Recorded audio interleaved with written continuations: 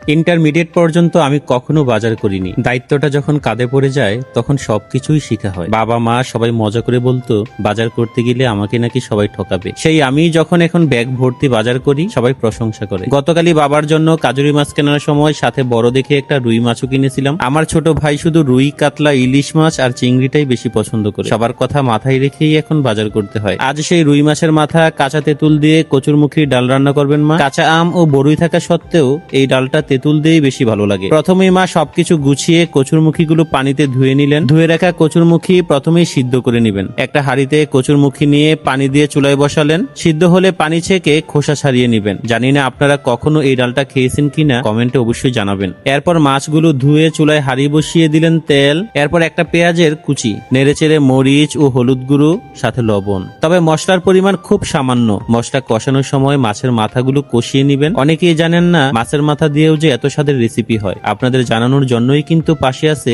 কেপিস cooking blog. এরপর মাছগুলো তুলে রাখলেন কাটা বেছে নেওয়ার জন্য। সেই মশলাতেই কচুর মুখিগুলো দিয়ে একটু কষিয়ে নিবেন। এর ফাঁকে কাটা বেছে মাছটা রেখে দিলেন। কচু এমন একটা সবজি যার আগা থেকে গোড়া সবকিছুই কিন্তু খাওয়া যায়। এরপর হাঁড়ি ভরে পানি দিয়ে দিলেন। যেহেতু ডাল রান্না করছেন তাই পানিটা একটু বেশি দিলেন। ঢাকনা দিয়ে ফুটে ওঠা পর্যন্ত অপেক্ষা। ঝোলটা ফুটে উঠলেই মা মাছগুলো দিয়ে দিলেন। এই রেসিপিটা সবচেয়ে বেশি ভালো লাগে গরমের দুপুরে, আর এখন তো এমনিতেই খুব গরম, তাই পারফেক্ট একটা সময়। এরপর দিলেন ধনিয়া গুঁড়া ও সামান্য খাটাই হজের মশলা। অনেকেই এটা রাঁধুনি নামেও চেনেন। কাঁচা তেঁতুলের বোটা ছাড়িয়ে ধুয়ে একদম শেষের দিকে দিয়ে দিলেন যেন গলে না যায়। এরপর ধনিয়া পাতা ছড়িয়ে দিলেই রান্নাটা শেষ। আচ্ছা, আজকের রেসিপি কেমন লাগলো কমেন্টে জানাবেন। ভালো লাগলে ভিডিওটা শেয়ার করে দিবেন, আর যারা ফলো করেননি প্লিজ ফলো করবেন। এরপর মা একটা প্লেটে তুলে পরিবেশন করলেন। আমি কয়েকটা ছোট ছোট ক্লিপ নিয়ে নিলাম আপনাদের দেখাবো বলে। এরই ফাঁকে আমি থালা ভর্তি ভাত নিয়ে হাজির। মা প্লেটে তুলে দিতেই তৃপ্তি করে খেলাম। একে তো মায়ের হাত, আর গরমের দুপুরে টক ডাল, ওহ সেই স্বাদ।